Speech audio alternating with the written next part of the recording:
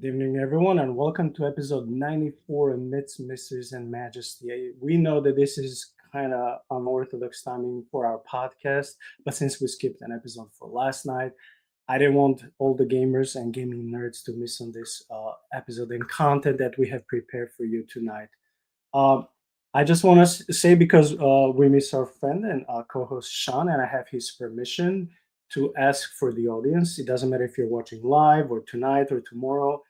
Please keep him and his mom and his whole family in prayer, so that God would touch them and do some divine healing. Doctors to do their part, but also God to do uh, you know this amazing work, and so that we can have testimony and rejoice of what God is doing in Sean's family. So we miss you, brother, and we know that you will join us soon. So I thank PJ for finding time and desire to join me for tonight instead of Sean, and to analyze this game, which I've been wanting to analyze for a while because it's a very excellent and unusual combo of a couple of genres. Namely, we have Western game, but then it's an action game where you're shooting like vampires, werewolves, and all these creatures and monsters. So I was thinking like, wow, that's really a cool combo, and I just wanted to analyze this game. Before we start analyzing, PJ, I wanted to ask you, if you have to choose in real life between werewolves and vampires, which species would you choose to be less, if I can say, evil, less scary? Um, Less scary, I don't know about. Less evil, I would say, I guess, a werewolf. Um, because based on their lore, they are, and I guess a vampire could be created against their will as well. But it's like a werewolf always has that conflict within them when they're human. When they're in their human stance or whatever. But I don't know if that's necessarily like, I think a werewolf to me would be more scary than a vampire. And then also based off their lore and depending on what kind of thing you go, vampires are usually charismatic and enthralling, and very intimidating and scary as well. It's just I don't know, something about a giant wolf, that primordial aspect of it just kind of pulls more fear out of you. Yeah, I remember a year ago when I had a couple of guys coming and we did a Halloween special, and we were covering like a plethora of different monsters and creatures that, you know, creeping and lurking in the shadows. So I had the same question to my guests, and they all said werewolf is, but all standards less evil, and this is because, of course, according to the lore, right? Because vampires are always necessarily always evil in all the cultures and ancient civilizations, but werewolf could be just a curse or just something temporarily. But then it comes back to be a man, so it's still a man, that is changing through whatever courses and reasons and process of transformation, while vampire is intentionally being a vampire 24/7. And it just yeah, I just like to ask that kind of question. um okay, we have Amber saying this should be an interesting topic to mix with writing a paper on Ecclesiastes. LOL. You know what, Amber? I think you will like our episode for tomorrow because I'm going to interview Matt McGuire, who is an author. He wrote about the relationship between the scriptures and the supernatural world. So we'll be talking about the afterlife, near death experiences. We'll talk about many numerous eyewitness reports. We'll talk about a little bit about divine counsel. We'll talk about Jesus reclaiming the nations for himself, and that being the sole purpose of gospel. We'll talk about so many different, those fringe ideas, yet deeply embedded in the Bible and also in the history of the church. So we'll touch on biblical theology and historical theology tomorrow, 6 p.m. Central Time. So now it's 8 p.m. Central Time, my time. So we'll see you guys in about 22 hours from now. Okay, I also welcome everyone else, including Sean on the chat. So, okay, I'll be sharing my screen and starting analyzing Evil West. Since the time of the founding fathers, dark forces have been preying on America. As the fight against these vampires continued, a secret organization has trained people with remarkable skills. The agent's duty is to protect ordinary people from the forces of evil.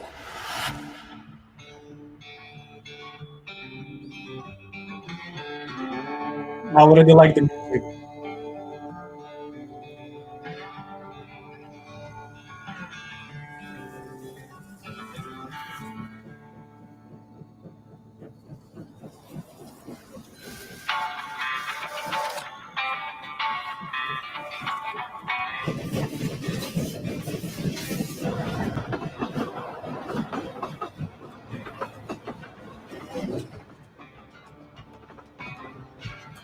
Hero said we can trust his source, and it's the son of a bitch's sources I don't trust.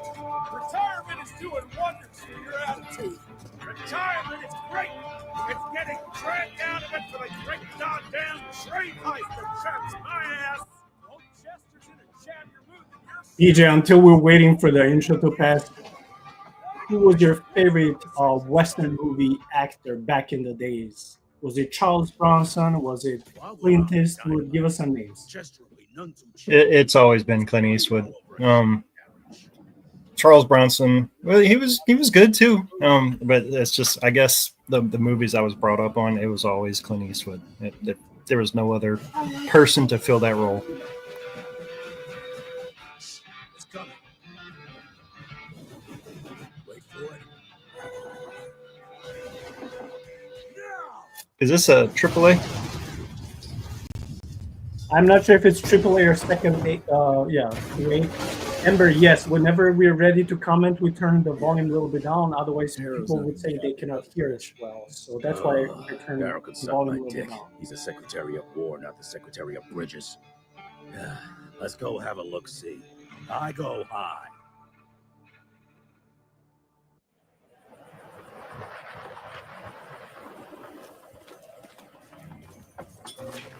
Nah, it's not that bad.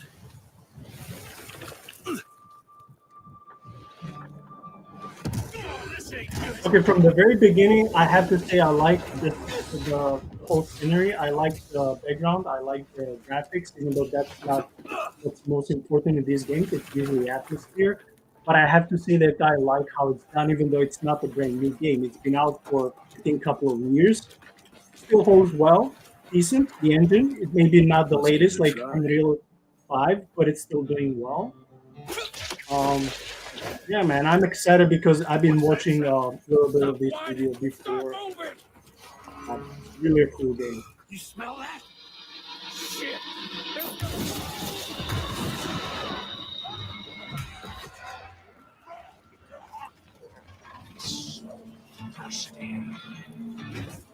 Amateurs.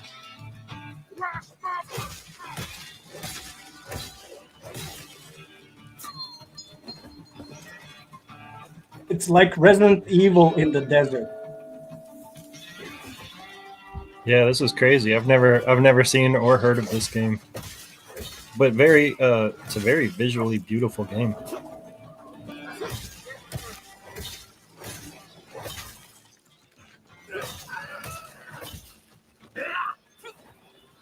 Okay, question for you, Amber.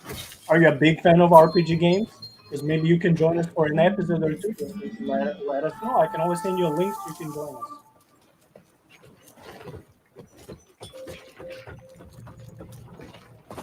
All dead. Fuck. Boy, you better make all Sorry these for the language, I references, mean. Chester. What do you expect? Comes with the territory very often.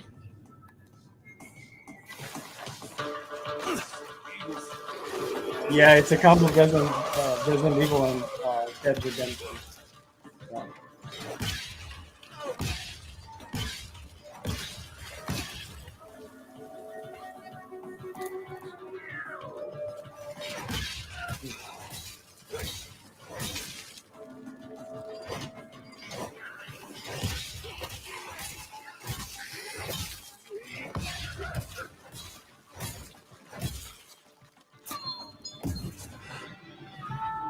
That felt good.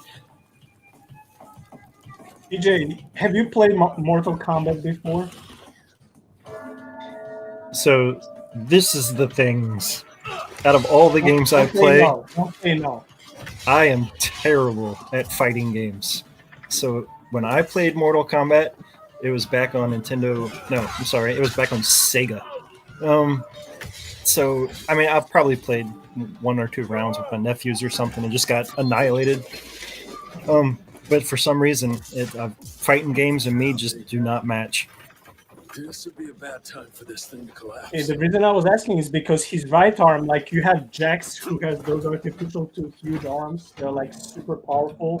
The same principle is with Hellboy. He has one. He also has one. When I saw his artificial arm, I was just thinking about Mortal Kombat and Hellboy. That's why. Yeah, I'm familiar with it enough to know who you're talking about and his arms.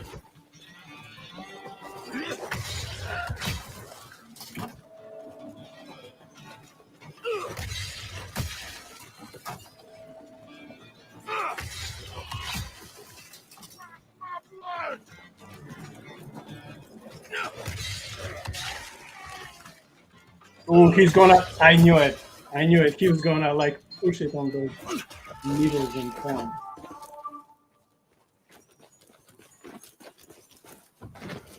You know what would be cool if they'll have a harmonica here while you're like running and shooting. Oh, that was so cool.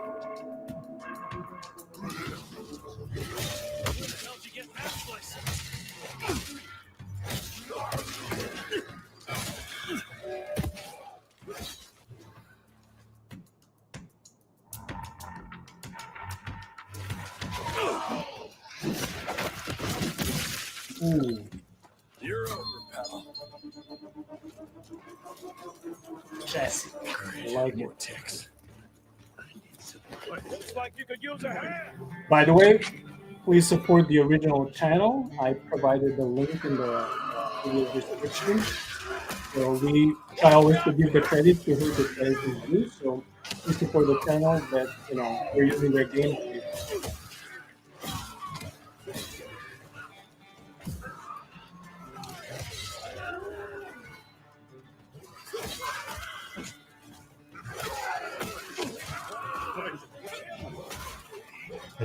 I just want to toss this guy a shield since he uses his right hand so much. Just like put a shield in your left hand, dude, you'd be unstoppable.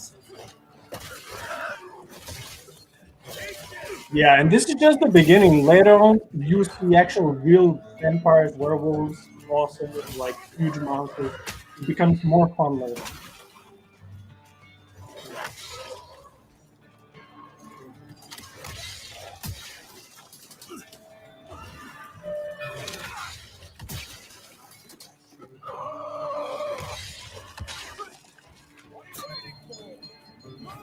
You know, PJ, while I'm walking this desert area, I inevitably go back to Leviticus when the, yeah, the Azazel and the Satyr and all those demon goats and, cryptid, beings mentioned in the Old Testament.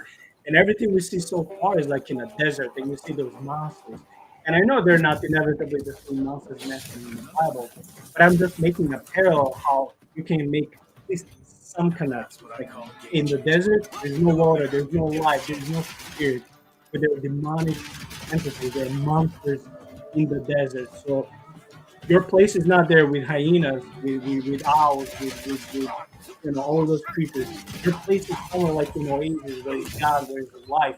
But if you come here, you better be prepared for some fight, otherwise you're gonna be toasted. So I'm just visualizing, while I'm walking. Yeah, no, I like it. And to add on top of that, you just see fire everywhere you turn. Just another symbol that nothing here grows, nothing here is good.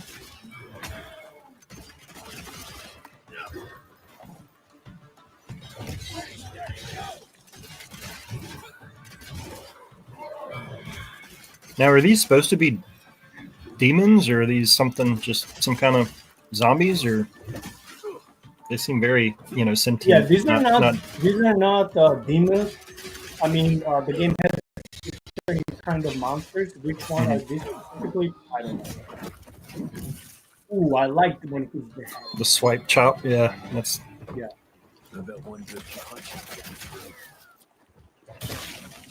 I also like how he fires off his 6-shooter like it's a machine gun just by hitting the hammer. Oh yeah. You know what? I like that this game doesn't start slow. You have some amazing novels, some amazing books, some amazing movies, TV shows, and video games. They're amazing if you would spend a lot of time going through the intro. This game is not doesn't have slow intro from the get go. It's like, here's some action. There's no reason for us to slow you down and bore you. Like, here's the action packed game from the very beginning, and I like that. Yeah, it's definitely learning how to play real quick on the fly.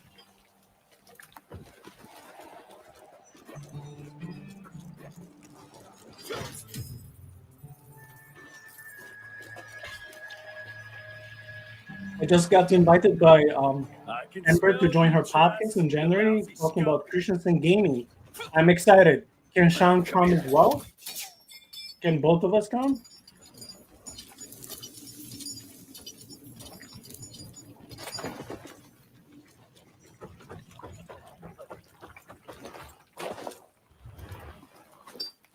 Mind if I join you?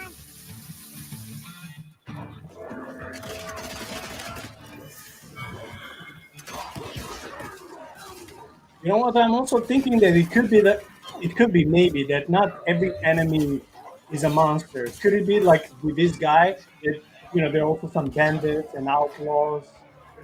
Maybe not everyone is a monster.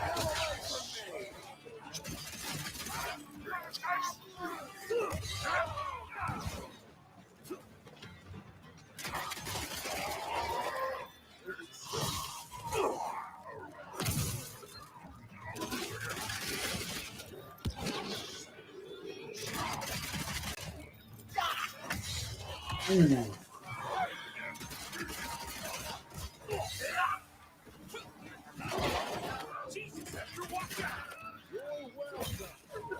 By the way, there's a rising number of great indie games out there, and I was thinking, dude, we can easily on this podcast every 2 days we can cover a new game, and we will not run out of like inspiration and great titles.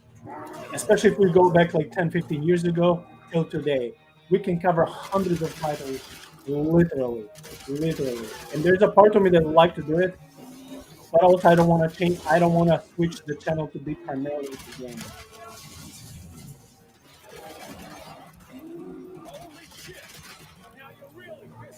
Yeah, there's definitely a ton of games that you could draw from, and this thing is insane, by the way. It's like a walking tank.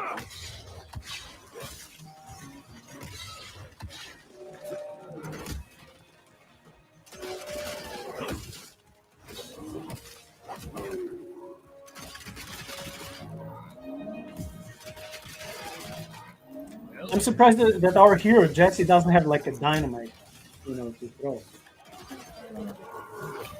Well, at least not yet, but that's what his buddies assisting him with. Man, I love the ending. It's almost like one of those Mortal Kombat Hey, fatalities. let's catch that son of a bitch. Young rentier, still on your father's leash, I see.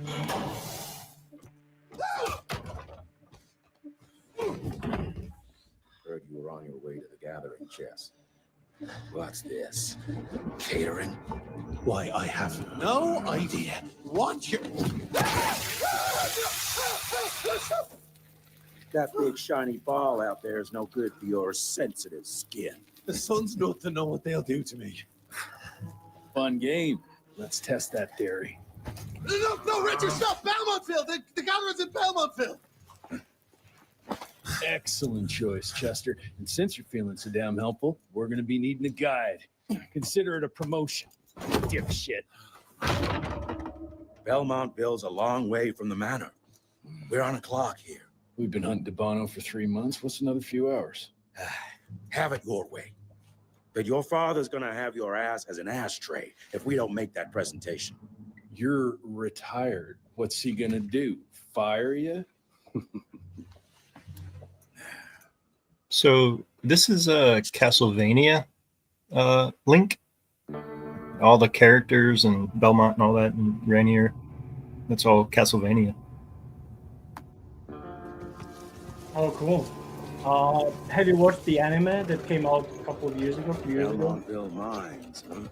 Yes, I did.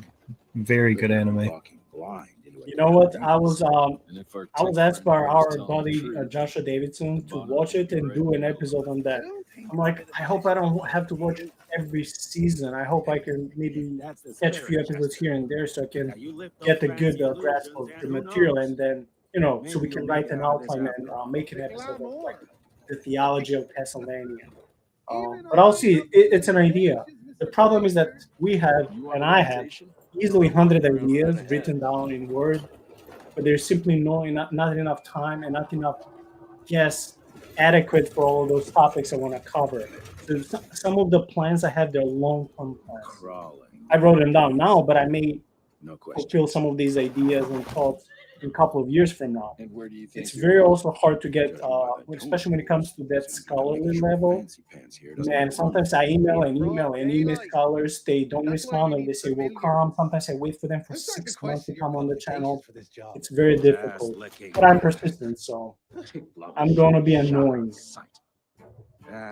What the hell? That's what it is. Just like job interviews, you aggravate them till you get it. Right, Jess? I'll make you a new waistcoat. I don't believe my tailor would like that. The entire You're bonding already. costumes in this game are fantastic.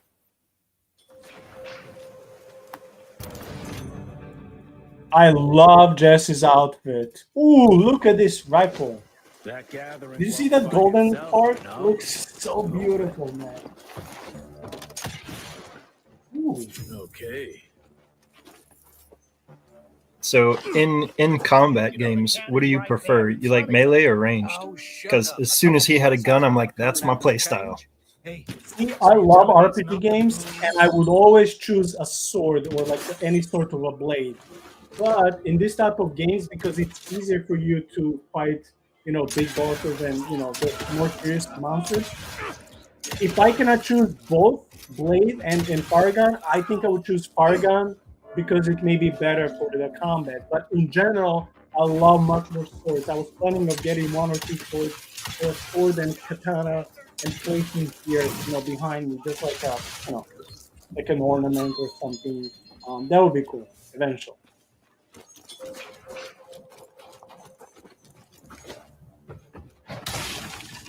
Got through.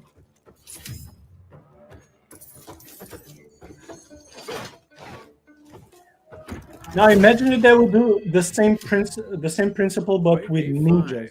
So you have those shuriken stars, you have real katanas. That would be amazing. And I was watching years ago when they did tests, those professional tests, which one is more sharper and stronger, like the regular knightly sword or katanas. And they came to the test results showed that katanas are way better in cutting than those regular knightly swords, broadswords, any type of swords like that. Yeah, matter of fact, that's funny you say that because I watch a lot of those videos myself, and I still watch them continuously. And every now and then you'll have somebody that prefers and talks about English swords and stuff like that. The only caveat with katanas is they were always so brittle. So if they weren't used properly and sliced, and rather chopped, they were prone to breaking when chopped and not sliced. Yeah, I mean, my desire is to have at least one of the swords from Lord of the Rings. But I'm like, which one? Would it be? Yeah, all of them look gorgeous. Like, would I have Aragorn's? Would I have Gandalf? Would I have the steam that belongs to Frodo? I don't know. I like the Ranger sword, but I think Andriel is the prettiest sword, hands down. I mean, like, I don't know. I don't like the elven looking swords just because like they don't actually function as a weapon would properly. But I don't know. The Ranger sword and Andriel are just gorgeous. But even a replica is like $200 to $300 just for like the wall hanger. Oh, for sure. Those very quality swords, they go $1,000 and above. Okay, Sean says that cavalry sabers are better cards than katanas. Okay. I just watched that. I literally just I don't know if you ever heard of Shadowversity. They do a lot of sword comparison and stuff, and I just watched them use a saber versus a katana. Yeah, I used to watch one or two channels like that, but I don't remember the channel titles. I would watch in one of them. You would have to forge your weapon, and the winner would go through the next cycle.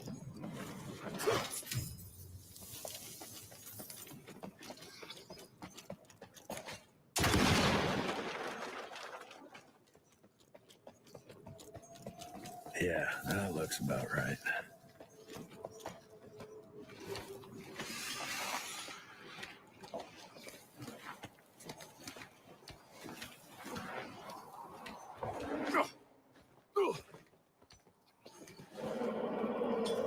I'll bet my last dime to Bono's here somewhere.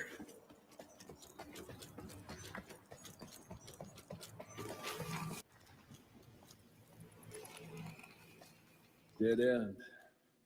Great. You seeing this too? Take it off. Mr. Rentier, on a first date. I was just talking about dynamite. You're right. And they put all the dynamite on him. To set the mood. No need. I see it now. Of course. The glamour. I'm on it. Today, Chester. Please. I need to concentrate. It's not that easy to sever the illusion from its source. What's the source? You don't want to know.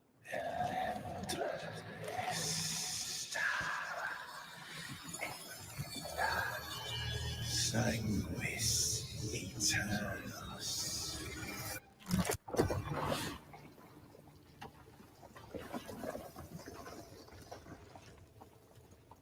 Well, I'll be damned.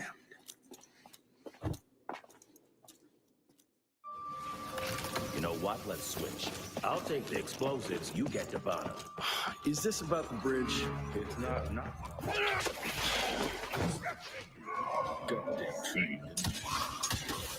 This gives me a little bit Tomb Raider feeling, the atmosphere.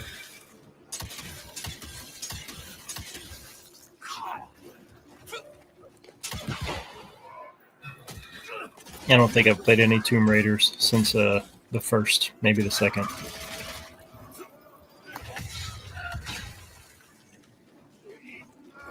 I've been mostly one, like RPG. 25 years ago. Yeah. Yeah. You didn't miss much. I mean, you didn't miss much, and I'm being sarcastic. Yeah, well, apparently the new one's complete garbage. Of course, all the woke ideologies have infused everything, just like Dragon Age. It's not even the same game. So I played not the very last one from the newest Tomb Raiders, but the one that came before the last one, supposedly the best from the last, from the newest trilogy. It was a cool game, but very different. Different principle, more sneaking out, more using bow and arrows, way more action, a little bit less. I mean, a lot of exploring, but a little bit less of those, puzzles and stuff. It wasn't bad. It was different.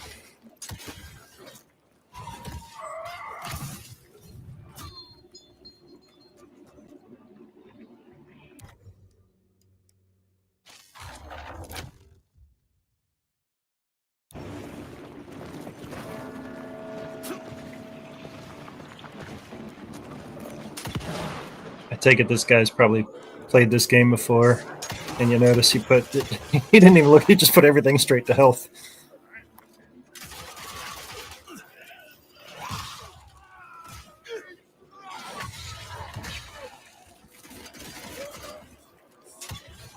Honestly, I'm a little bit disappointed in the shotgun. In the rifle.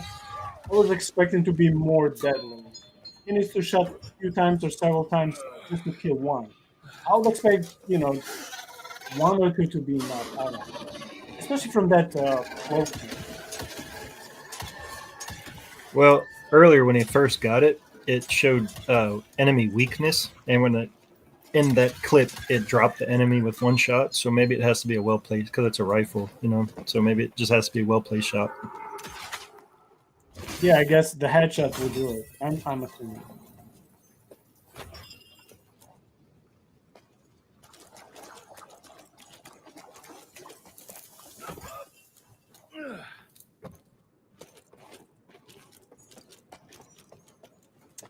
I think since Sean and I started this mini segment a couple of months ago, this is one of my favorite 3 games so far. Uh, Warhammer Space Marine 2 being first, Crimson Desert 2. This is my number 3. I think so far, uh, especially the games we'll be covering lately, I think that this one, Evil West, is way better than the games we'll be covering last few episodes. That doesn't mean they were bad, but I like this one way more. Yeah, it's a visually appealing game. It's got my play style. I like the mixture of melee and range combat. Deals with killing evil creatures. So yeah, this definitely checks every box. But Crimson Desert, geez, that game looks fantastic, man. I can't wait. When I had to watch that. I was driving home when y'all were streaming that. Man, it looks like I put it in my wish list.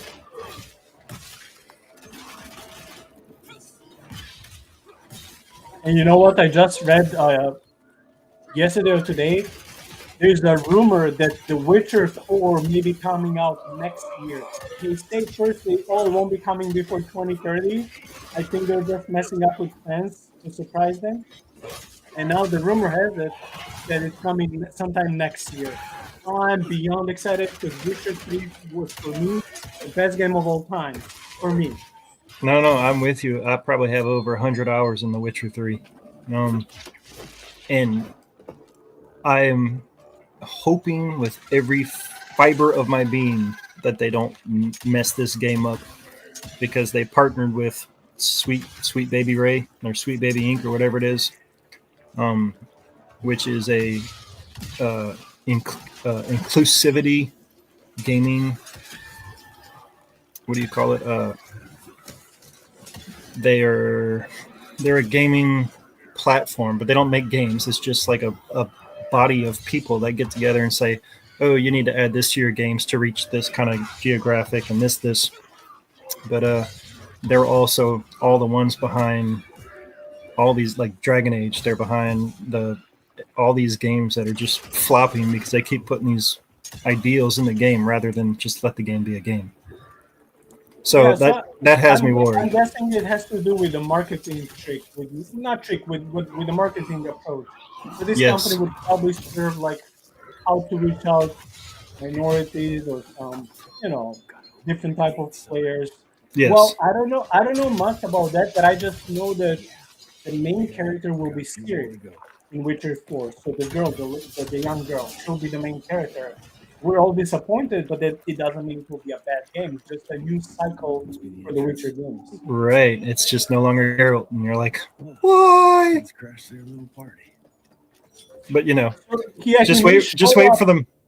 Sorry, go ahead. Yeah, I want to say that he may show up. They say he may show up like sporadically, but he won't be the main character. I've heard that. But who knows? Let them have let them have their shot.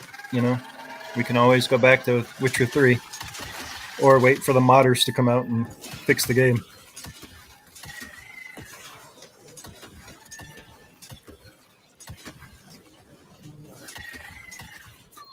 Humans are growing stronger. We need to lead the shadows. Don't be fooled. Once our veil of secrecy is lifted, we won't stand a chance. We might be more powerful. They will crush us with their number. Enough. Your Well, could this be the first boss? war with the humans endangers us all. Looks like an evil dude if I've ever seen one. The wolves go hungry, yes. But the day is coming when the sheep will outwit the wolves. Haven't you been watching, brother? Oh, is that 4 vampires? Is he talking to like a council? And they're feeding off the blood that's under them? If our hubris allows us to grow fat and lazy in the The shadows, undivine they will council, soon have the power to hunt us down like dogs. or the non-divine council. And so you propose war. War suggests there is a chance we might That reminds me of the little girl vampire in Interview with a Vampire. with my new asset. We can You know, since we were talking about vampires, have you watched? It came out like maybe a decade ago or less. For me, the best vampire movie or TV show ever. It's called The Strain. Have you watched it? Yes, fantastic show. Man, Oh my that was God. crazy. It beats They were any vampire movie or TV show, like completely. And when I recommended it to one Christian lady, she said she was judged by some other Christians telling her, "Oh, you're watching this as a Christian," and I'm like, "Oh my gosh, it's just vampires." It's like, I oh, get whatever. that. I get that so much from so many people, and whatever, use your own discernment and whatever. We're not supposed to be a stumbling block, but again, I've already told you, it's arm, don't shelter.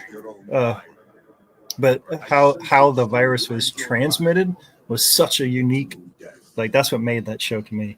It was just such a unique take. Man, but in the TV show, when that mutant shows and start fighting the bad guys, oh my gosh, you're like, yeah. If we can't, we force them to.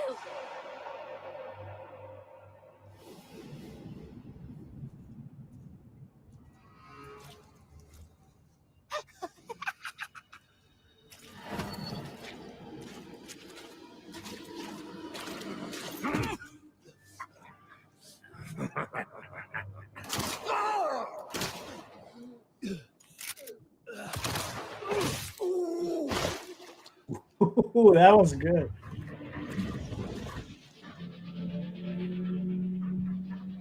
Boss time.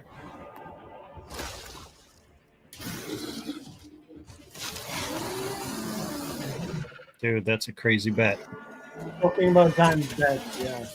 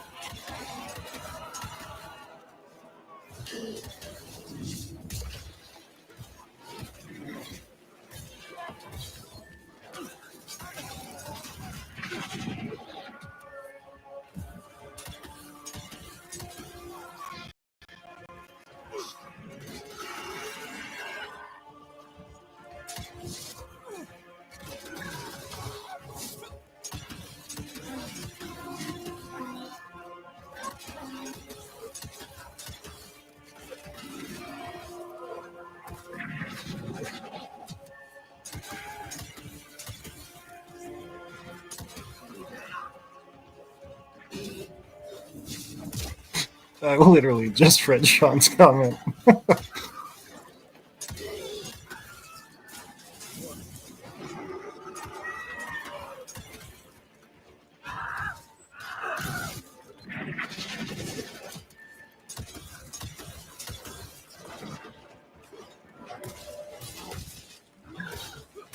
He's almost down. Yep. Oh, yeah.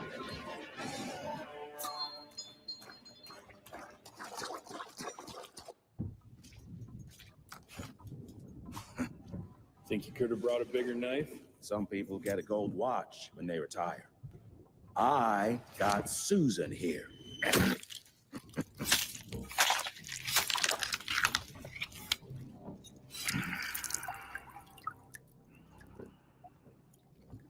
So PJ, do you remember in Witcher Should 3 last him. I'd have when grabbed it. Geralt would Too late. defeat He like won't a be of any big, use for a month or like two. either a boss or some Wait. special enemy? He would What about cut Chester? and get their heads and put it around his What are you horse, gonna do? and it will. You can sell it or it can bring you some benefit. I was just Yeah. thinking about it when he was cutting. That's you know, exactly what I was. something You back. swap how what you shave trophy some you want clothes. out on your saddle. Yeah, yeah. We'll Or let it can bring you some At least we won't benefits be if going you back to the can like manor use it empty-handed. to enhance some weapon or armor or stuff like that. Oh yeah, his head is hanging there. But it didn't. The sunlight didn't affect it, so I guess only living creatures or Oh, I'll be unliving damned. creatures. That's a new way to spend taxpayers' money. James Harrow, the people's hero. I heard the White House sends him golden toilet paper, as long as he keeps the presidential ass clear of tick trouble.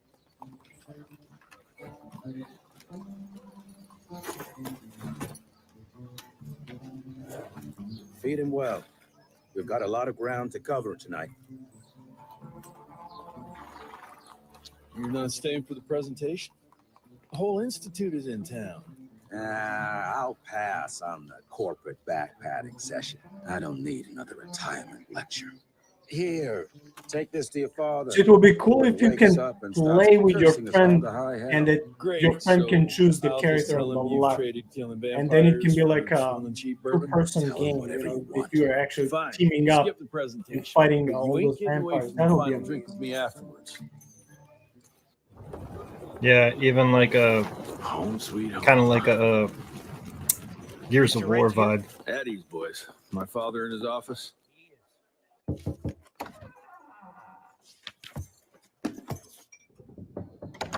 Gravener's with you. He sends his regards. He's afraid you'll try and talk him out of retirement again. I don't believe either of us want that. You know he did risk his life to get this for you. That's Harrow's trinket. I'm sure you'll both be rewarded accordingly. Edgar isn't some civilian looking for a medal. This is all he knows. Your institute saw to that. My institute? This isn't about Agent Gravener, Jesse. We are on the cusp of great progress, great change. Today's presentation is of critical importance to the family. After which, Edgar is family. after which, I expect you to step up to your duties. PJ, I forgot to tell you. Do you know which game is coming in a couple of weeks? It's not a paper pusher. Stalker 2. Arkham 2? Why must you No, always Stalker. spoon-feed these Stalker. things? I've never played the first one. There are bigger things. Wow. Okay, but do you know what is the premise? Do you know the genre of the game? I believe so. It's like a roguelike game, right? No, it's a first-person shooter or third-person. I think it's a first-person shooter, like a horror, sci-fi shooting game set up in the future with all these mutants. So the first game was a big hit, and now the second part is coming, and the gamers are so excited. So I'm waiting. Usually, when the new game comes out, it takes about a week for gamers to finish the game and publish those, gameplay videos. So I would like to do a reaction on that game for sure, because I think it could be even a bigger hit than the first game. Wow. I'll have to check it out. I've been kind of out of the loop. Like I'm a gamer at heart, but I've been out of the loop since I've started building this tabletop game.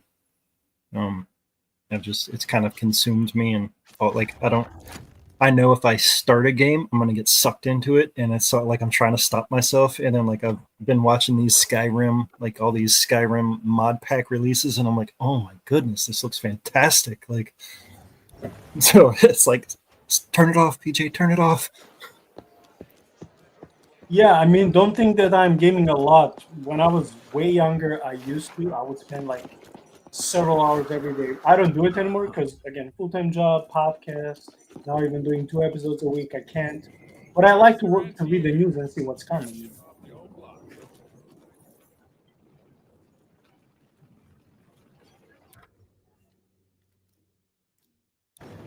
I miss it though. I'll tell you that. Like sometimes I just want to sit down for 4 to 6 hours and just let loose. And this game or Stalker 2 would be, and The Witcher 4 would be ideal games to waste time, quote unquote. I think so. Yeah, this game, I definitely want to play this game. This is definitely going to go on the list tonight. I have so many Steam games that I just had to have these games, and I haven't even cracked them open. I haven't downloaded them. You know what I mean? They're just in my in my library. That's what I do with books. Like I don't have, like people say there are two hobbies when it comes to books. One is collecting them, one is reading. So I'm like, okay, I see that in myself. If I hear about a good title, I have to buy. On Mexican Monty, but that's another conversation.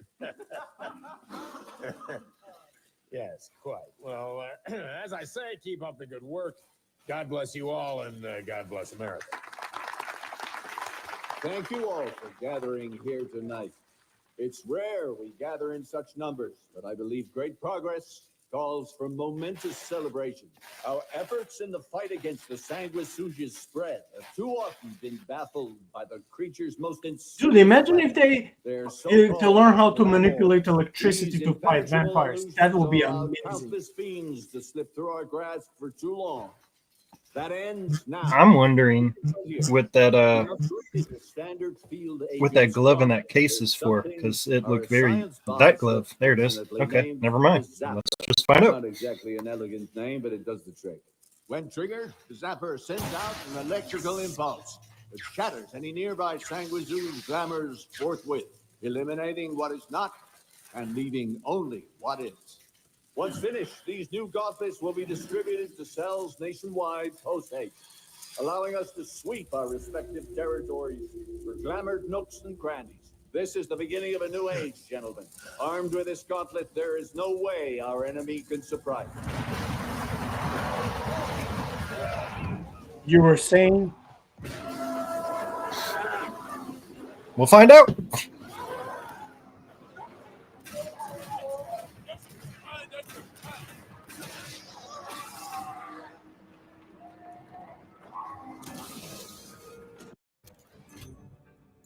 Oh my gosh, he's gonna start using the zapper. That's amazing.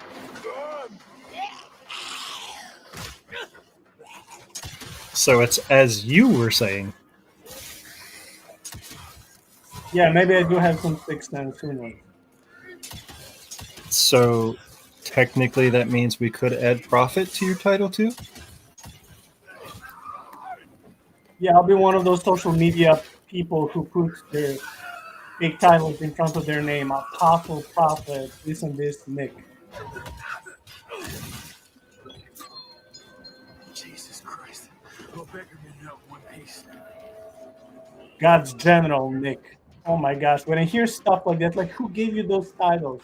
Just people proclaiming that to each other, like one of those God generals. I'm like, general based on what? Like, right. What are you leading? What are you leading? Like, I don't know.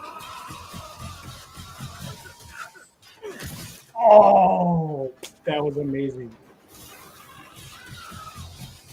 So he's like pulling those people to him, or those creatures to him with the electric, and just annihilate them with his gloves.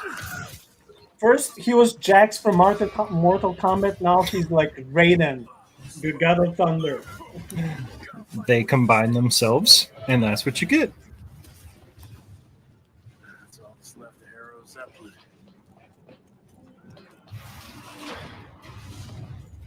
Maybe I could string a rope somewhere.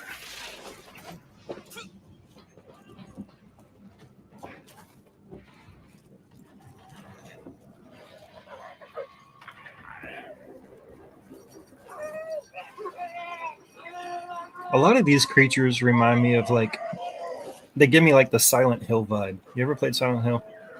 A lot of them give me that vibe, and for some reason BioShock. Yeah, and Resident Evil, like a combo of those games. Yeah, Sean was talking about Silent Hill because I think they did Silent Hill 2 remake recently.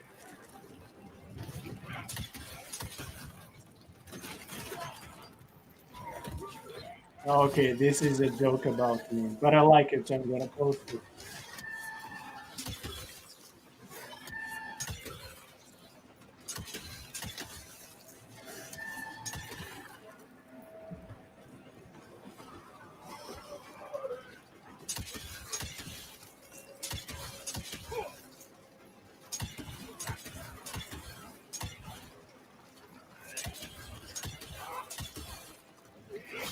Yeah, I agree. I'm kind of like underwhelmed with the rifle. It's almost like, why shoot it? Yeah, dude, like it takes him several times to kill one opponent with a rifle. It doesn't make sense. Rifles are usually very powerful. I mean, it's Yeah, I don't know. I mean, I get it. unless Game unless mechanics. somehow he can somehow later enhance his weapon so it can be more efficient. Otherwise, it's not as good. I don't know.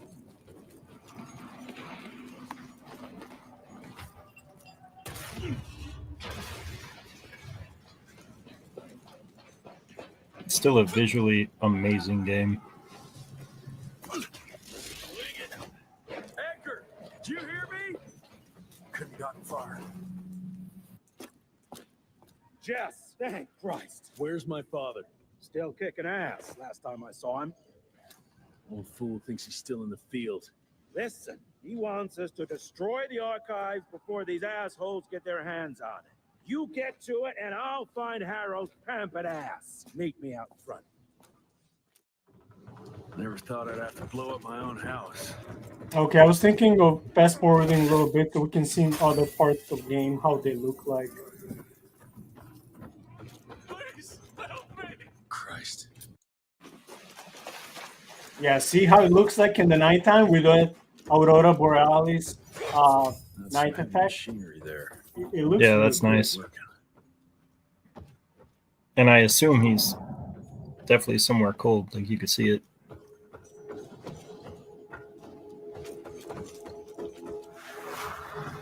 Dear Alice, I hope you and the children are well.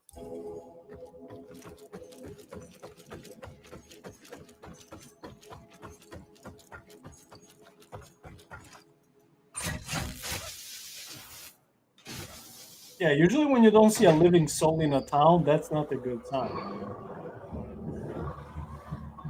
Yep, that's a bad sign. This is where it turns into, oh, man, what was that vampire movie where they were in Alaska?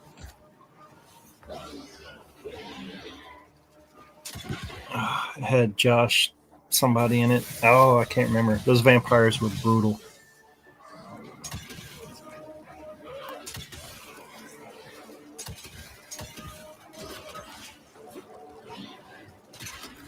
Want some silver? I'd give it time.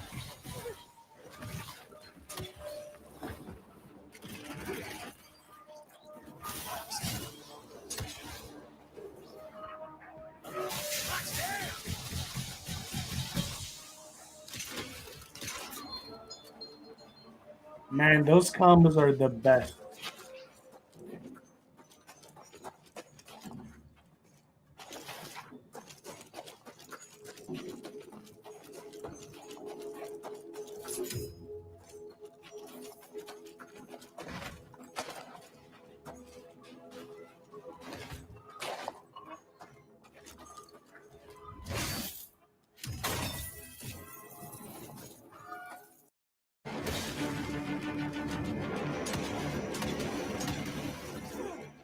I wanted to see another boss fight.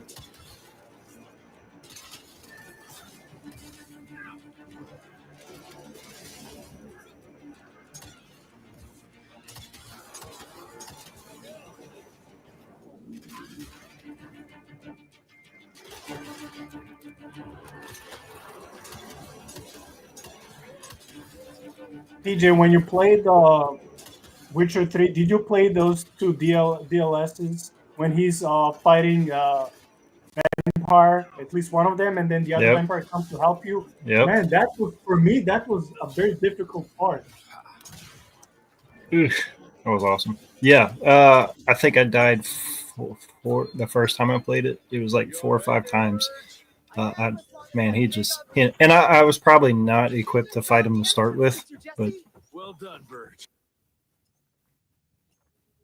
Is it safe yet, Mr. Jesse? Well, as long as you can grope your way for the coils here. Well, I'm fine, sir. I like all the crosses they strategically have placed on them. But it's like, Thank you, Mr. Jesse. man, it's Holy moly! an awesome outfit. What the hell is that thing? Something worth putting up a damn big glamour for, I guess. I've never seen such a peculiar being. Looks like one of those dinosaurs they dug up in a desert. What's in there? This is incredible. According to these studies, it's some kind of pre-Columbian creature. The natives called it the Piazza. Scott's gonna ship bricks when he hears about this. I mean, Piazza was a Agent bird. Bloom is gonna be really interested in this find. He majored in mythological creatures, but seeing it with your own eyes? Splendiferous. That freaky kid's building an army of foul bloods. How did you get roped into all this? Look here. The last entry is from the 12th of May, 3 years ago. That's probably when the ticks came. This ugly-ass trophy must have been important to her. It's clear she didn't want uninvited guests here. Get the coils, kid. This reminds me of the episode, PJ, we did last Sunday, where we were covering some cryptid Nephilim and giant, conspiracies. So some people who are into that camp, when they would see dinosaur bones or Nephilim supposedly remain giant skeletons, now they'll be talking about scientists using DNA from bones and creating what not more of an emergency, actually. Yeah, just thinking about people who abuse anything out there, any article, any excavation, any findings, to come up with their theories. I mean, and okay, there's a possibility they could be correct about something. There's just a lot of jumping into conclusions, and I don't like Yeah. that. Well, when I watched that, I even self-reflected and was like, man, am I doing that? Because I'm trying to build a game pre-flood, We could Um, consider it a great and that made me reflect and be like, man, I don't want to bridge gaps and force people down that narrative. Like, just leave it open and they can take whatever path they want to get Turns there. out that malfunction is a simple override protocol. Let's take a look, see. Christ, it's a goddamn blood factory. I skipped the dialogue. I want to see a little bit more from the middle of the game, and then we can jump to the ending of the game. Maybe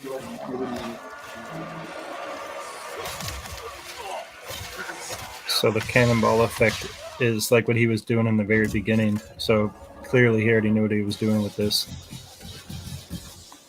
Oh my gosh, have you heard that combo punches? That was amazing. He's literally walking around with some kind of spring gauntlet and a bug zapper.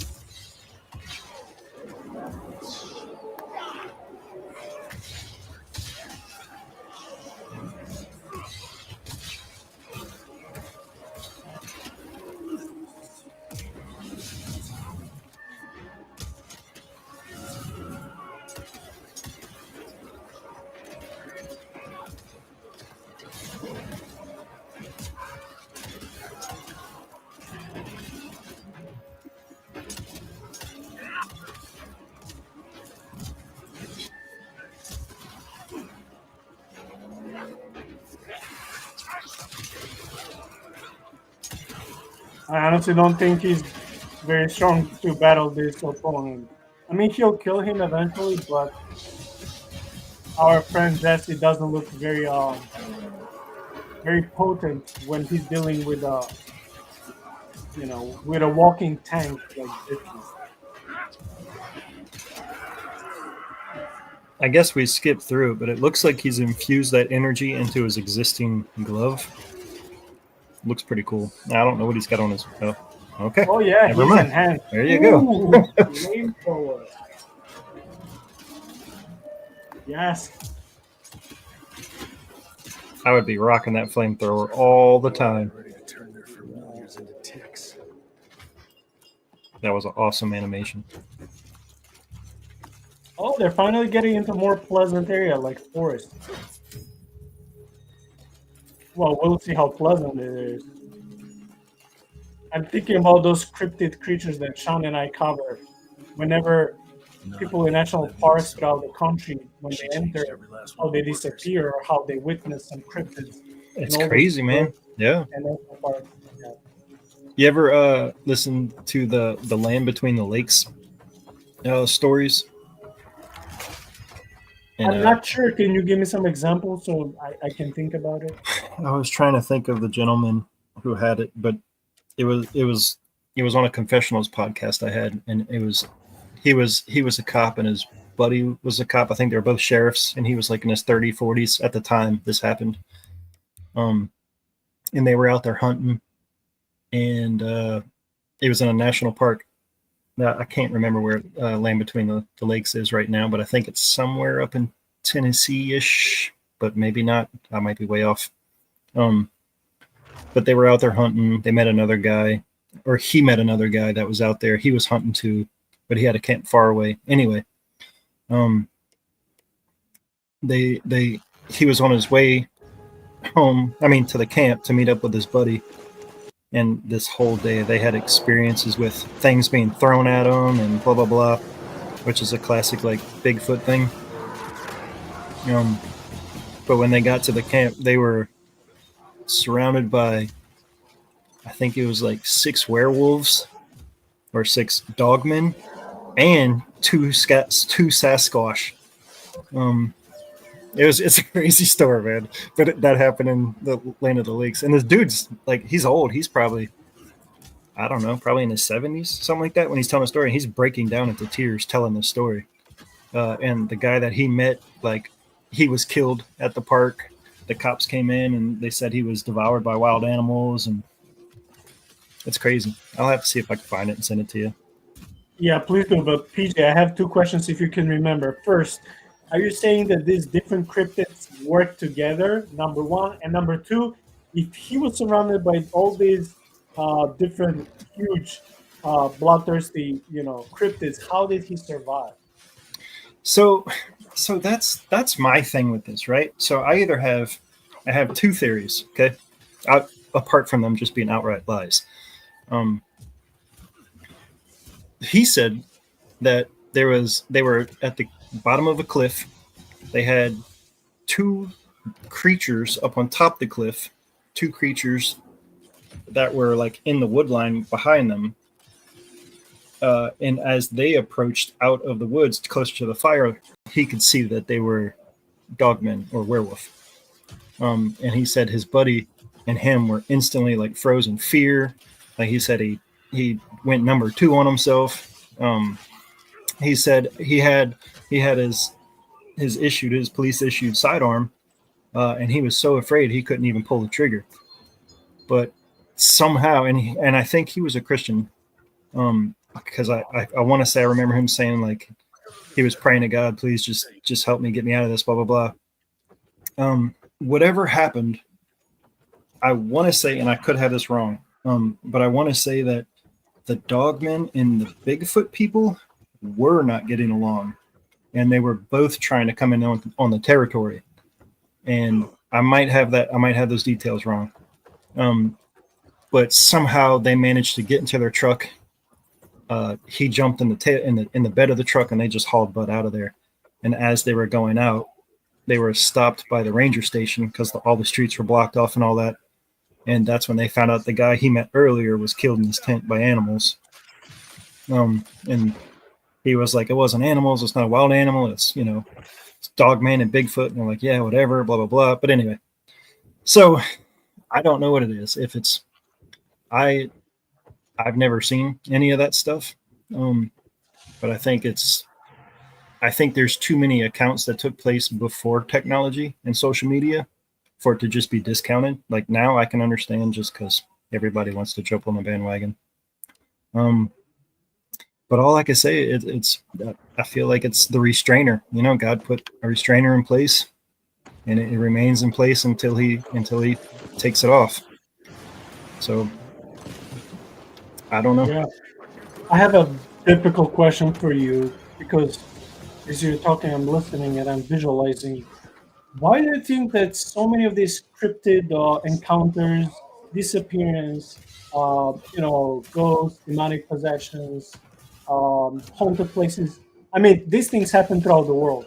But why are they so concentrated massively uh, in the United States? I mean, I know it's a difficult question. I don't know if anyone knows. Some people would always go, well, it has to do with Native Americans and them being slaughtered and their growth one of revenge and stuff. Okay, that may cover some theories, but certainly cannot cover everything. Every cryptid creature, every disappearance, every 4111, missing case, every haunted place. So, what will be your idea? Why are all those national parks and so many graveyards and so many places in the United States? Why are they still supposedly haunted? Like, why? What is it so much about the United States? So take this with a grain of salt because I'm an idiot. I'm a moron, and I'm not a scholar. I'm not a researcher. I don't know any of this. All I have is thousands of hours of listening to podcasts and people tell their own stories. So I can only take what people say into account. That being said, you have people on every area of the spectrum where some say it's a physical creature, some say it's a demonic creature, and some say it's a creature from just a different, like it's a biological creature that's not what it should be, like a military altered kind of thing. Then maybe it is all of them. I don't know. I don't have that experience to back that up, and I don't know anybody who's had a personal experience with any of these things. But you have some people that are adamant that it's a physical creature that we just haven't discovered, and they're super, secretive, and they've just spent the last 200 years in America and just remained off the radar, except for the people that get eaten. So I don't know. And then you have the people that say they've seen this, but it doesn't look like a dog. It kind of looks like a pig, and it kind of looks like it's mixed with this and this. And they're super adamant that that's what they really are. And then you have people that say, oh, well, I feel like it came out of a portal and it did all this. And I don't know. But why is it only America? I think it's a culture issue. I'm not discounting these people's experiences because I'm not saying only, mostly. I mean, you have haunted stories and cryptid stories throughout the whole world, but somehow, like in the movies, aliens always come to invade America, and people are always laughing and commenting, why America? So I'm just thinking now with cryptids and all these things, why is it so massively in one country? Like, what is it about the country? Like, people say this is the greatest country ever existed, the most blessed one. But on the other hand, it seems like, in a way, it's doomed or cursed because of all these, demonic entities. So I'm just confused. Like, why would one country, just contain all these insane, haunted stories and events? I'm just confused. So, like, when people say it's because of like the Native Americans, of course they had all those practices, and like the Hopi Indians, and we have records, handed down of all their stories and how they turned to magic, and then they those people that turn to magic, release demons, and we have all that outside of our own Christian understanding that kind of matches. But so does every other culture in every other place in the world.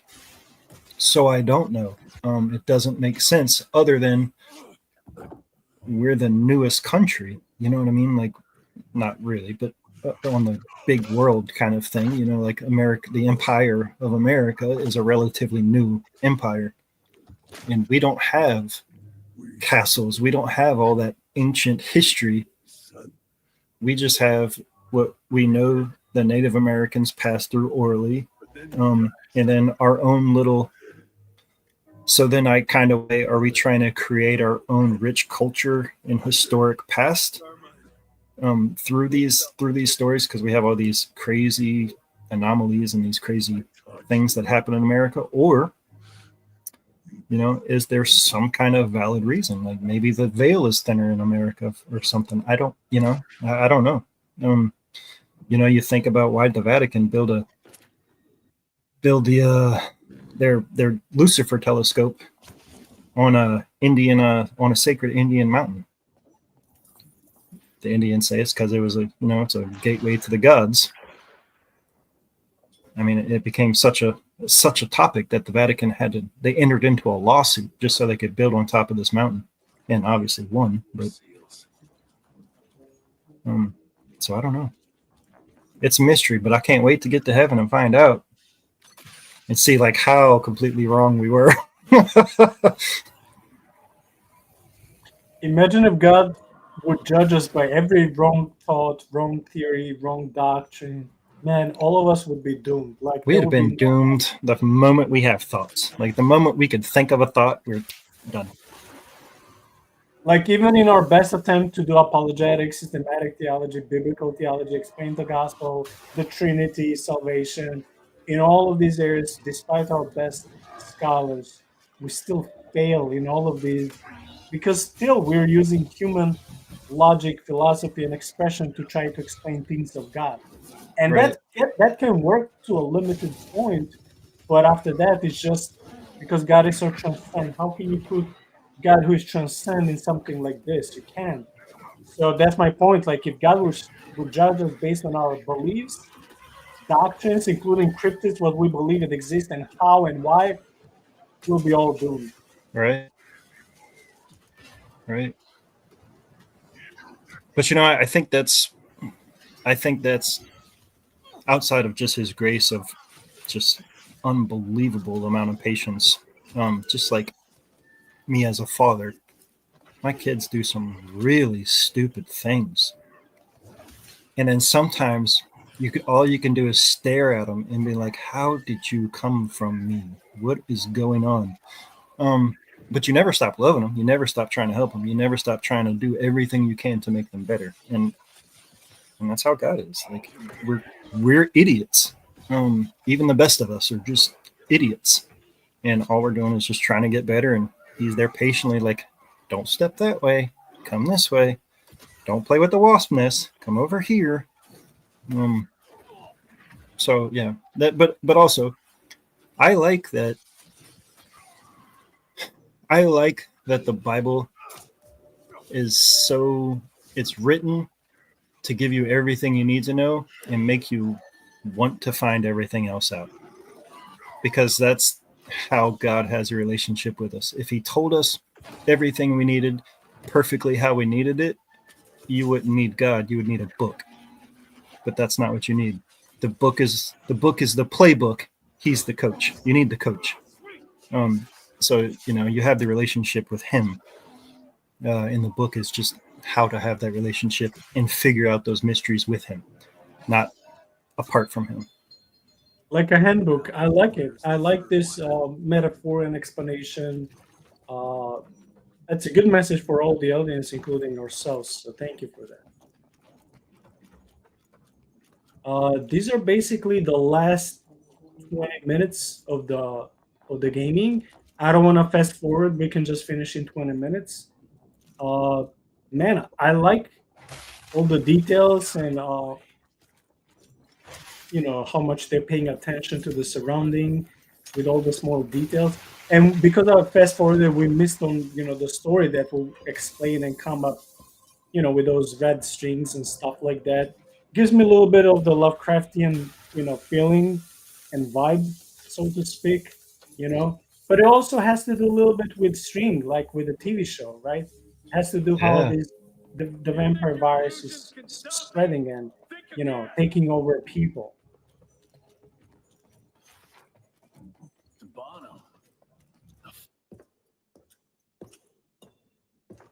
And I kind of like that you're skipping everything. So when I go to play this game,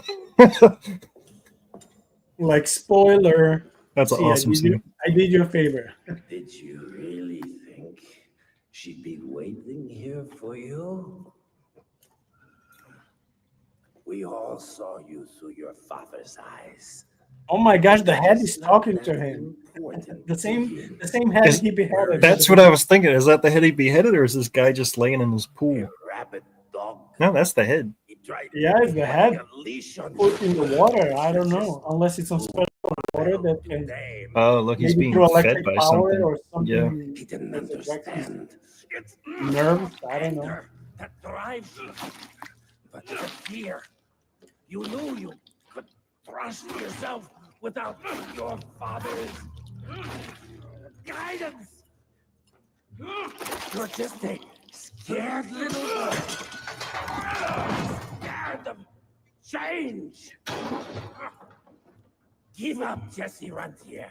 We've always been one step ahead of It's you. like the devil telling you to give up. No one loves you. You're a piece of garbage. There's no hope for you. You know, God I doesn't know care you're about sharpening you. your teeth for the president. Just give up, be depressed, and die. You want to This is turn what it reminds me of. You know, those voices that tell you, you know, that's enough. No more But fight. since I shut down your leech That's farm exactly right. and stopped the plague, there's just not enough of you freaks to simply I think walk he's into about the to White introduce him to a little spirit there. Boy. No. I was just about to say, will he burn it? How does she Which he plan was to do supposed it? to do long ago. No. Stop. Chesterfield Opera. There's a premiere. President will be there. Exposed. With almost no security. I wonder if his head's attached and he's trying to regrow, like reattach to his body. It's too far from here. Yeah, it seems that those nerves were trying to reattach to his you know, head and then form slowly a new body.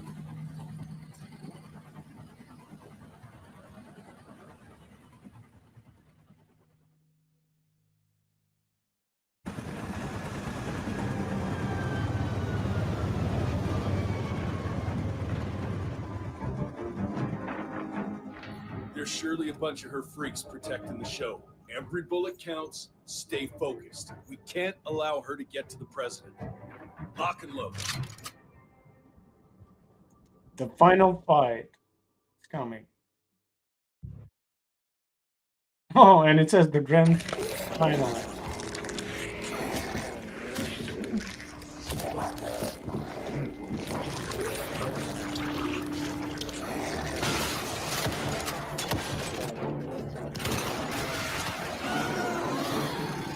See, those rifles in this animation, they're way more powerful than the one he has. Oh, that's cool. So they make little Wolverine claws with electricity. Yeah, and she had a shotgun, and I don't know who that other guy is. Or her, really. Seriously? What happened to Potty Mouth? Or what's her last name? I didn't see. I was thinking about the League of Extraordinary Gentlemen, which of course they're not that, because League of Extraordinary Gentlemen are all monsters. But in a way, they are the League of Extraordinary People, because they're about to demolish, you know, this entire country. Wow.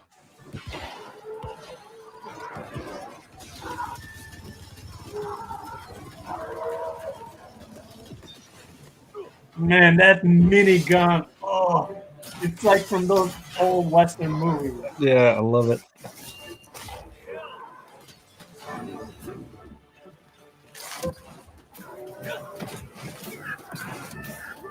Man, those shields are insane.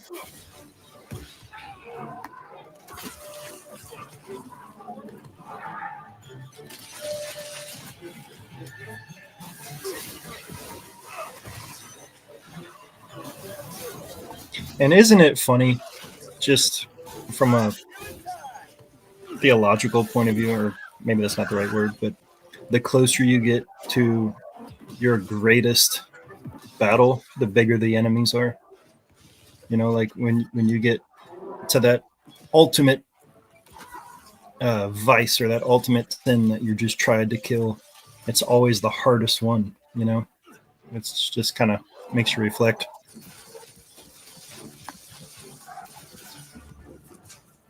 Yeah, it seems like the enemy at the very end is deeply rooted in you and around you.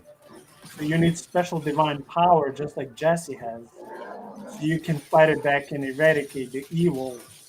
Because the evil, if it's all around you and could be even in you, that means that the weapon of destruction for that evil cannot come from you. It has to be from the outside source of someone bigger than you, so that you can defeat it.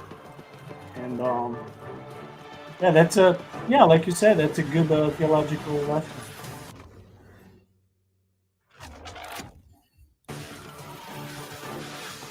I think things are about to get real.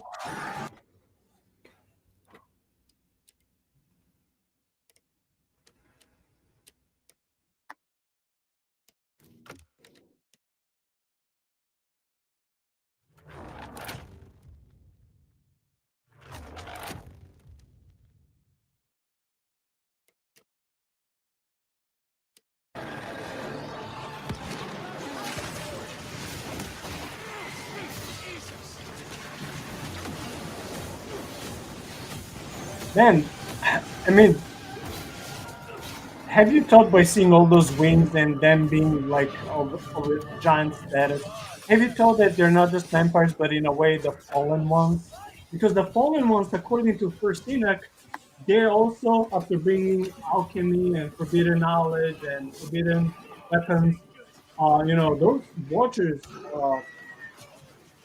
I forgot was the watchers or the Nephilim, according to First Enoch, after eating everything that was out there to be eaten, humans and animals, they started devouring each other. It was the Nephilim that they, after they couldn't be sustained by humans bringing them food, then they started to eat humans, which is where you could parallel the vampire origin had started.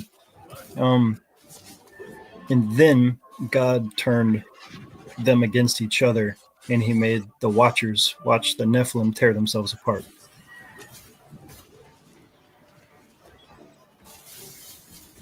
So this will be right before the flood, correct? Yeah. This is where they think they're on top, and they can't be messed with.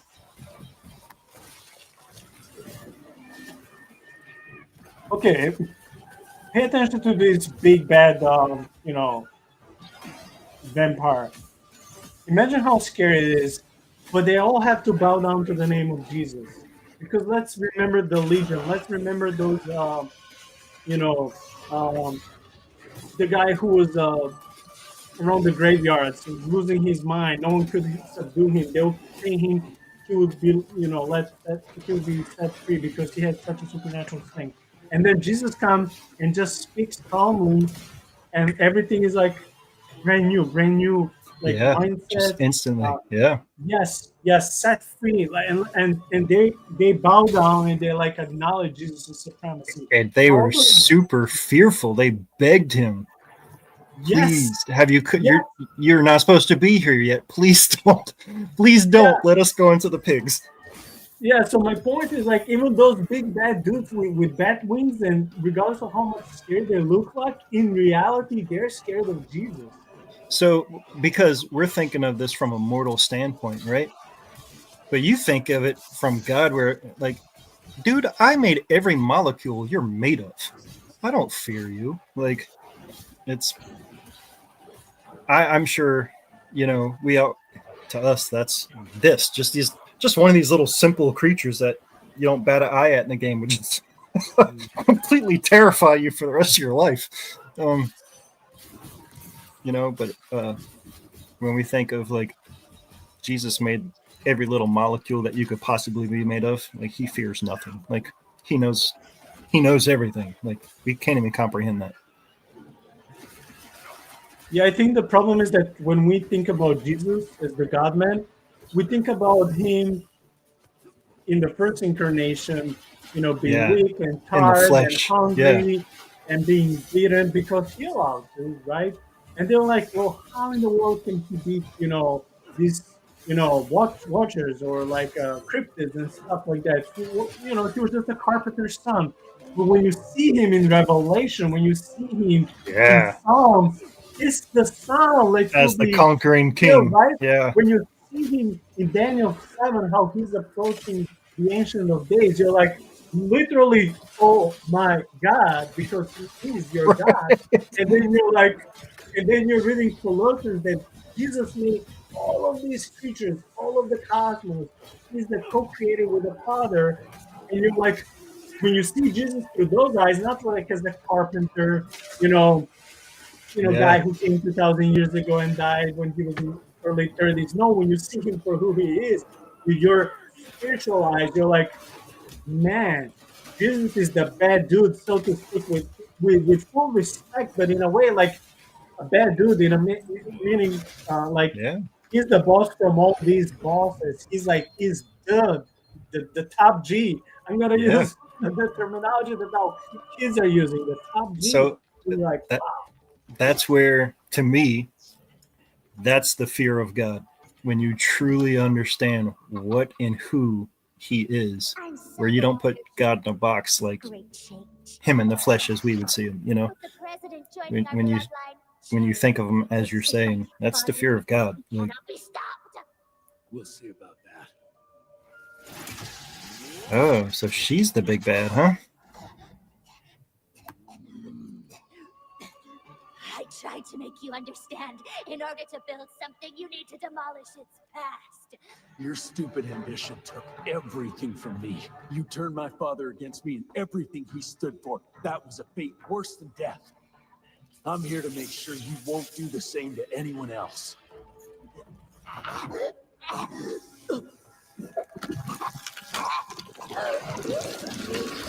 Do it now. Just hit her now. Just do it.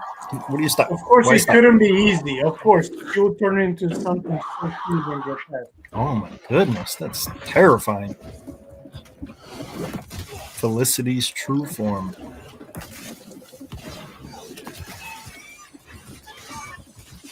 You never deserved to be one of us. You've been irritating me for so long, Jesse Frontier. And speaking about seeing the reality with spiritual eyes, in the flesh we would see the girl, but in the spiritual eyes, this is who she is. And God knows how many of those principalities and powers, or even people, walk outside pretending to be nice, offering you things, deceiving you, but actually this is how they live life. Yeah, well said. I mean, that's the demons you hide. The people that aren't trying to focus on God. That's the demons that you don't see on the outside.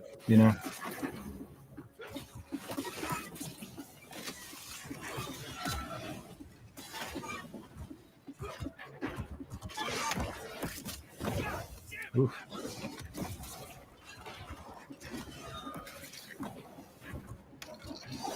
Man, he's running low on energy.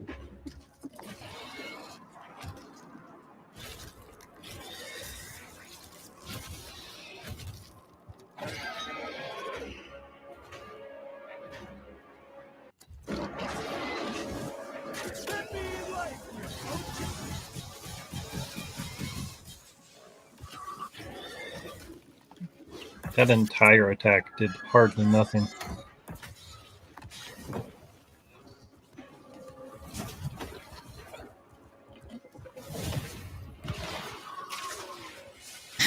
That one did.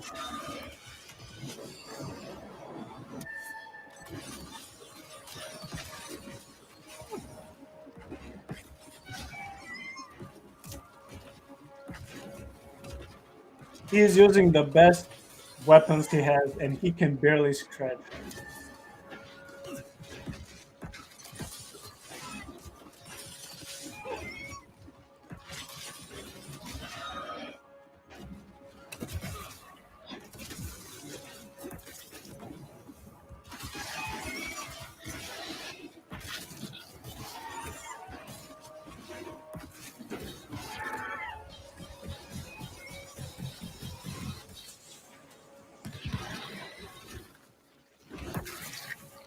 Oh, that was so good.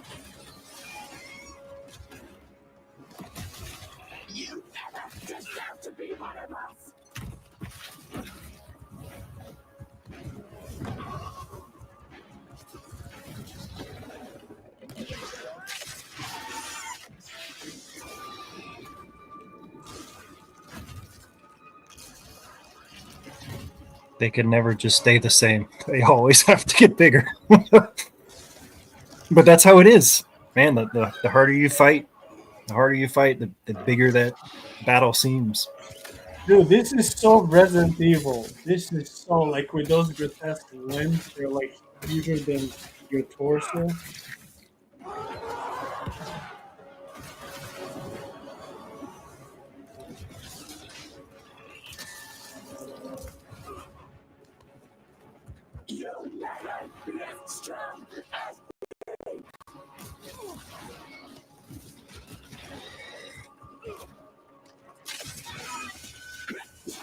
You know, you You would missed think by that. now she would destroy the whole place from banging, right?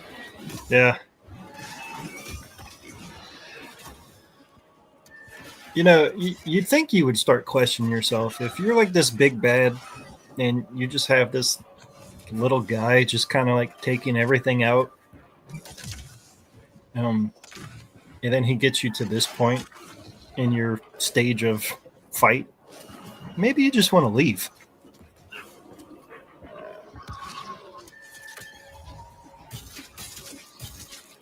Getting close.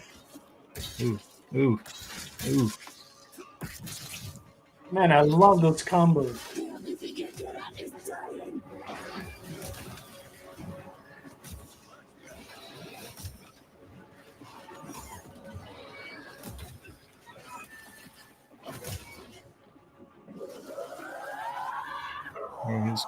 They're both no life.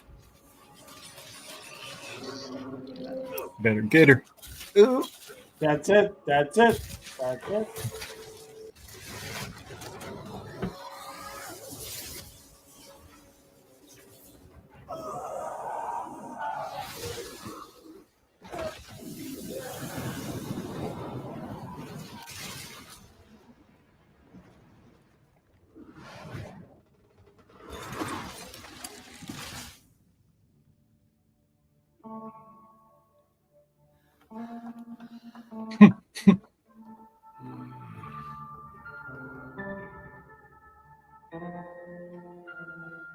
Man, this looks like such a good game. Here, you beautiful son of a bitch. You did it. The situation is contained, sir. The Institute's resources were finally put to good use. It was just a matter of proper management. We couldn't allow for it to be led like a small town family business. Or even worse, to be run by a woman. Sir, this man continuously Nice. abused his position of power for personal gain. His poor decisions jeopardized the whole country. And for that alone, he should be put behind bars. James, Dr. Blackwell here has shared some See? rather interesting Man, information on your I feel like every one of these people half of those were from a allegations. Castlevania game. I'm afraid you're done for. Mr. Rentier, your father was a great friend. Seeing your performance today, I have no doubt that his legacy is secure. I wonder, it appears we're down a Secretary of War. Ever see yourself in the Capitol, son? Oh, I ain't much behind a desk. Fair enough. Then I'll see to it that full control of the Rentier Institute is returned to you. I'm afraid only you have the necessary skills to deal with a conflict like the one we appear to be facing. We do, sir. We do. But to win this, we need to be bigger than ever. And smarter. With better protocols. And stronger lines of communication. Well, it sounds like you two have it all under control. You've got my full support in any way I can provide, son. Carte blanche, as they say. The sky's the limit. Man, I hope they make a sequel. It's a great game, but it's not very Yeah. long, like 6.5 hours gameplay with this guy. Sounds like it was set up for a second one. Man, I'm gonna have to find time to play that game, at least to start it. Yeah, such a cool game. I'm glad we picked up this title. Okay, so for those who didn't watch from the beginning, PJ joined me tonight because Sean couldn't. And as we said at the beginning of the episode, we are asking for prayers for Sean and his mother, Lisa, who's been one of our earliest and most faithful fans on the podcast. We're praying for her divine healing. And please keep Lisa and Sean's family in in your prayers. So we dedicate this episode to Sean and his mom, and I hope that she will see this and that she'll be glad that we were talking about her, mentioning her, and that she'll come out soon from the hospital healthy and rejoicing with us live on the podcast. I also invite you all to subscribe, to share the links. Everything is completely for free on the podcast. We have almost 100 full-length videos with over 400 of those short videos that I cut daily and upload. We have prepared more amazing episodes coming your way for this month and for the end of the year. So yeah, please comment, share, like, so we can hopefully break the YouTube algorithm and come very soon to that number 1,000. And after that, I hope it will be like a snowball effect. PJ, I'm very thankful that you found time for myself and for the audience. Any concluding thoughts when it comes to the game, when it comes to the lore, world building, gaming, and also theology behind the game? Yep. Obviously, apart from just saying a lot of Castlevania vibes, we know that it was built around vampire, and I don't know the entire lore of the game. Maybe I'll find that out very soon. But yeah, just paralleling it to our own mission. Christ calls us not to give up ground, and that's exactly what he did. Despite the obstacles, despite all the entities telling them to give up, and you're not worthy, and your dad did this to you, and blah blah blah, and that's how it works. Like often we just pick ourselves apart, and what started as a little bitty thing turns into this snowball effect where, man, I'm not worthy. I'm not. Who cares? Jesus is worthy, and when he calls us, he factors in our stupidity. I tell that to everybody all the time. So it's just here I am. If he's calling you to go wipe out a country full of vampires, so that's what you do, and he's on your side, so you don't fear anything. And if he called you to join late Saturday night at the podcast of this guy with the accent, then you do that as part of your mission. That's exactly right. If you're viewing this, it's you need to sub, because that. Look, just obviously I've been a long time fan of the channel, but I love you to death. I love all y'all to death. But this is a fantastic podcast. Obviously you don't just do games. This is just one of your little segments that you do, but you have a ton of information, a ton of apologetics, a ton of just theological studies and debates and all kind of things. Like people need to put aside their I don't even know what the word is, but reservations about topics that we cover. And yeah, we're looking at a video game that has evil creatures in it. Well, the world is evil, and God doesn't protect you from evil. He equips you for evil. So, get out there and explore the channel. Like if video games is not your thing, look through the ton of lists that he's got. Like, what do you have? Like 400 and something videos? Yeah, about 400 short videos, or a little bit less, and 100 long videos. Yeah, like tons of material. You can watch almost whole year. Yeah, you have a ton of content, and like I said, like in my now I'm driving like 40 minutes to work every day, so like I have just almost 2 hours a day to listen to something. But before, I would literally just have you on my headphones, and you were on my headphones, you and Sean often, for like 8 to 10 hours a day. It's just a lot. Oh my gosh, I should be apologizing to you. Like, oh, my voice is in your head. No, it's amazing.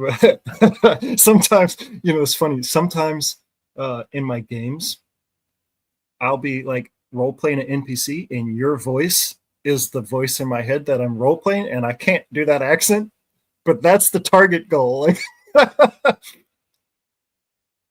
Yeah, I told people, hey, I can't get rid of the accent. They're like, keep it. And women also like it. I'm like, okay, I'll keep it. It's like, yeah. That's like I can change it. Not at this point. You're stuck with it. But I appreciate you having me on. Obviously we love Sean and his mother, and we'll pray for him. And we thank Jesus for the delivery that he's going to do on her, and she'll be released tomorrow. Amen. Okay, PJ, thank you once again. And everyone, see you tomorrow, 6 p.m. Central Time. I'll be interviewing Matt McGuire, another Christian book author who'll be connecting biblical and historical theologies with the supernatural. A lot of data, a lot of good scholarly sources. It's not invented. It's not conspiracies. It's not whatever. I try to build the channel based on credible sources because, believe it or not, this channel is also mentioned in my resume. I'm not building it on conspiracies and nonsense. We do have segments like this with encrypted stories when we like talk about just anything. We don't say we know all these things exist or we believe. We have fun analyzing these things through biblical lenses. So yeah, tons of good stuff are coming tomorrow and next week. So PJ, thank you once again. God bless you. God bless Sean and his mom. God bless everyone watching this either live or in the days to come. Take care. Bye, y'all.